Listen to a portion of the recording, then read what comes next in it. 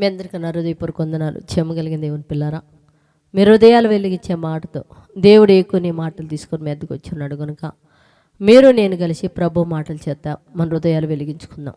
రాత్రి కాలం నుంచి మిమ్మల్ని, మీ కుటుంబాన్ని, మమ్మల్ని, సంఘాన్ని, భూమి మీద ఉన్న ప్రతి బిడ్డని జ్ఞాపకం చేసుకొని ఊపిరిని జీవాన్నిచ్చిన దేవుడికి మన ప్రభు అయిన యేసుక్రీస్తు వారి నామములో శిరస్సు వంచి వందనాలు స్తుతులు తెలియచేసుకుంటూ, చెమ్మగలిగిన దేవుని పిల్లరా, ఈరోజు ఏ మాటలు చేతైతే దేవుడు మన హృదయాలు వెలిగించాలనుకుంటున్నాడో ఒకసారి వాటిని మనం చూడగలిగితే, దేవుని పిల్లరా, రోమీలకు రాసిన పత్రిక 8వ అధ్యాయం 35వ అధ్యాయంలో రాయబడిన మాట మనం చూడగలిగితే, క్రీస్తు ప్రేమ నుండి మనల్ని ఎడబాపు వాడు ఎవడో అని రాయబడింది. దేవుని పిల్లరా, అంటే క్రీస్తు ప్రేమ నుండి ఎవడు మనల్ని ఎడబాపగలడు అన్నాడు. అంటే ఎడబాపే వ్యక్తి ఒక వ్యక్తి ఉన్నాడు, జాగ్రత్త అని.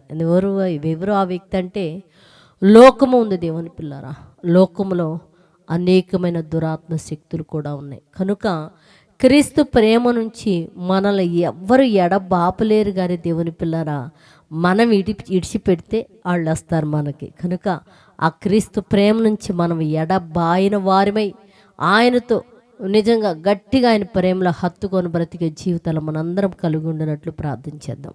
పరిశుద్ధుడా, చెమ్మగలిగిన మా పరలోకపు తండ్రి, నైనా నీ కృపగలిగిన నామానికి వందనాలు తండ్రి. ఇదిగోనైనా క్రీస్తు ప్రేమ నుంచి మమ్మల్ని ఎడబాపగలిగిన వాడు ఎవరు తండ్రి?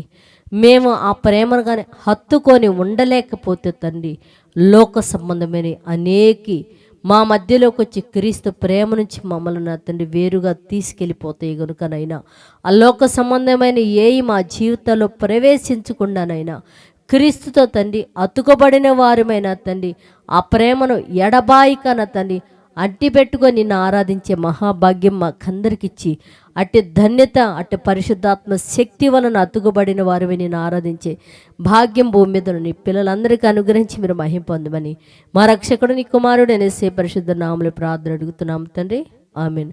మీ అందరికీ నా హృదయపూర్వక వందనములు, ధన్యవాదాలు.